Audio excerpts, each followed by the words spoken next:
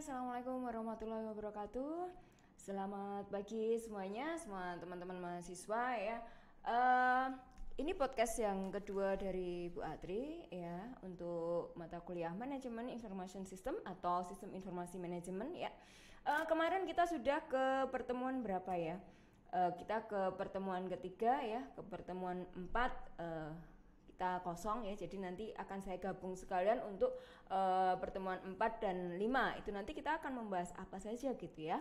Oke, yang pertama ya, konsep MIS ya. Kalian sudah mengerti konsep dari MIS atau SIM itu seperti apa ya. Di sana sudah dijelaskan. Kemudian dari situ, dari konsep kita butuh perangkat apa untuk MIS gitu ya. Untuk MIS dikaitkan dengan teknologi informasi. Nah, kalau sudah kemudian kita ke perancangan ya. Jadi untuk kita mau membuat suatu sistem informasi begitu, kita harus merencanakan dulu nih sistemnya itu nanti apa kayak gitu.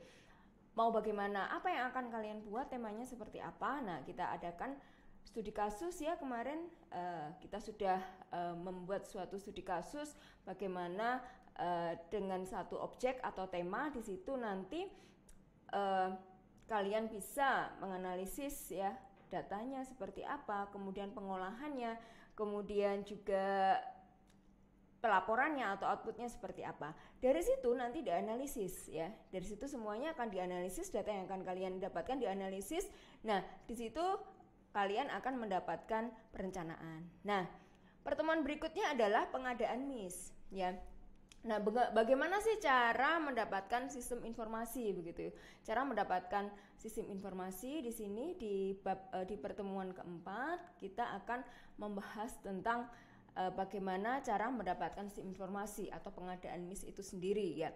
Cara mendapatkan sistem informasi di sini kita bisa membangun sistem itu sendiri, bisa ya.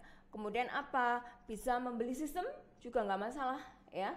Kita bisa mungkin memesan kepada perancang ya atau sistem desainer. Nah, itu tidak masalah. Jadi kalian bisa membangun sistem sendiri, itu akan lebih puas gitu ya. Nah, kelebihannya, kekurangannya itu seperti apa. Nah, jadi itu. Jadi kan kalau kita membangun sendiri itu nanti kita akan tahu sesuai dengan kebutuhan. Ya, kebutuhannya itu apa kayak gitu. Ya. Kemudian bagaimana kalau misalkan kita mau membeli sistem? Ya, sistem jadi begitu ya. Sistem jadi, kalau sistem jadi itu nanti kita ya kelebihannya siap pakai, kemudian cepat ya, seperti itu. Nah, kemudian berikutnya adalah kalau kita mau pengadaan sistem juga bagaimana memesan kepada perancang sistem. Itu juga bisa kita memesan kepada perancang sistem ya. Jadi profesional juga, kemudian sesuai dengan kebutuhan perusahaan begitu ya. Nah, tetapi semua juga ada kelebihan dan kelemahan masing-masing begitu ya.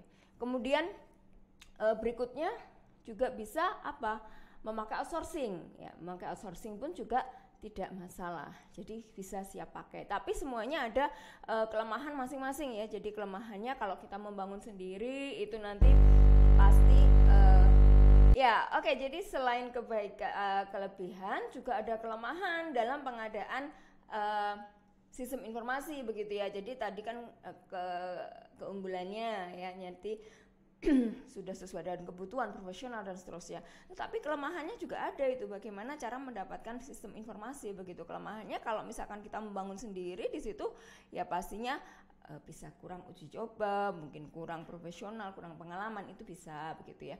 Kemudian bagaimana kalau misalkan kita membeli sistem, itu kelemahannya apa? Ya, itu belum tentu juga cocok dengan kebutuhan gitu, cocok dengan kebutuhan perusahaan misalkan seperti itu, atau perancangan yang akan kita buat gitu. Kemudian memesan kepada perancang sistem. Nah, kalau memesan perancang sistem itu kelemahannya juga akan lama, pastinya akan lama gitu kan. Bosan juga, membosankan juga ya, karena di situ juga ada alur pengembangan sistemnya juga. Kemudian kalau memakai outsourcing gitu ya, kalau kita memakai outsourcing itu relatif mahal. Kemudian perusahaan juga bergantung kepada perusahaan lain. Nah, jadi seperti itu untuk pengadaan MIS ya.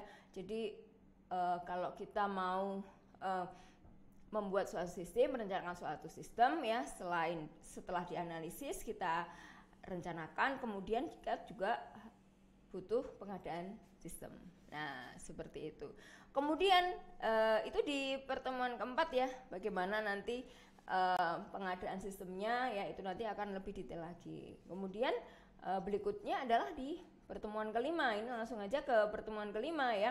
Kalau kita sudah mengadakan ini sistem informasi gitu ya, kita butuh yang namanya metode pengembangan sistem ya.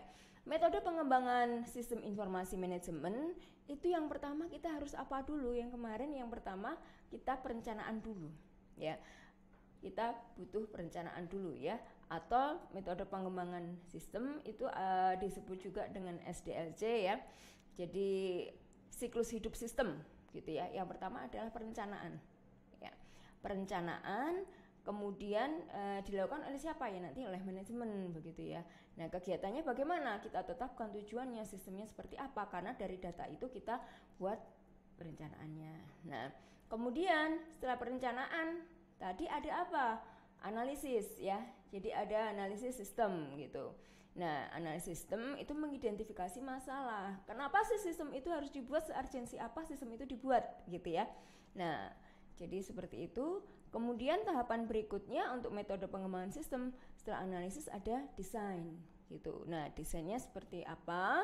Nah, itu nanti oleh pengembang gitu ya. Kalau kita ya kita hanya sampai prototipe aja. Kita hanya sampai prototipe aja pembahasannya gitu ya. Kemudian nanti ada implementasi, uji dan seterusnya. Ada maintenance gitu ya. Jadi kita hanya sampai ke prototipe desain ya. Jadi masing-masing itu nanti ada pengembangannya gitu. Di situ nanti kita juga akan belajar bagaimana membuat alur ya. Juga bagaimana membuat alur atau flowchart. Kemudian desain sistemnya nanti kita gunakan UML atau nanti kita gunakan use case. Begitu ya. Jadi ini nanti akan menarik sekali ya. Jadi setiap pertemuan itu saling menyambung gitu ya. Saling nyambung. Kemarin di pertemuan ketiga Anda sudah ada studi kasus, kemudian bagaimana menganalisis ya. Nanti analisisnya kan lain-lain ya, kemarin itu ya ada yang ini, ada yang ini. Nah, semuanya benar, tetapi ya memang harus lebih disederhanakan lagi gitu ya. Kemudian nanti juga pasti ada setiap pertemuan jadi ada review ya, tetap ada review ya, sejauh mana materi ini jelas bisa diterima oleh teman-teman semuanya gitu ya. Oke, kita lanjut di di pertemuan minggu depan gitu, untuk membahas pengadaan NIS dan metode pengembangan. Oke, gitu teman-teman semuanya. Terima kasih semuanya. Oke, wassalamualaikum warahmatullahi wabarakatuh.